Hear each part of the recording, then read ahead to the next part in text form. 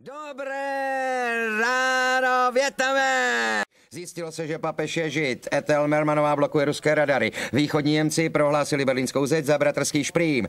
Papež se rozhodl vyrábět kosmetiku s církevními náměty. Je to skvělé, ano, mýdlo, papež na laně, to je ono. Papež na laně, umí se a přijdeš rovnou do nebe. Rovnou do nebe, všichni se tam sejdeme. Je to naprosto senzační, děkuji. Tiskovka s Nixonem. Vietcong bude poražen a tuto válku vyhrajeme. Jistě to zahrnuje, myslím, tak jak jste sami navrhli, má dát jí dál. No, já jsem teda nic nenavrhoval, pane. Spojené státy nemají právo dávat suverenitu Jižního Vietnamu ani jeho Přilaskou Nowera na tom pásku? Já nevím, poručíku. Pane Nixone, děkuji vám za stručný politický komentář, ale teď raději něco pro muže v poli. Jak byste popsal svoje varlata? Nic nevydrží, jsou měkký a jsou k ničemu. Cože, pane? Nemají žádnou sílu. Jaký je pohlavní život s vaší ženou? Často je to nudné. Neuvažoval jste o změně pohlaví? Existuje operace, která vás transformuje na ženu. Proč mi tohle dělá? Je to prý skvělé.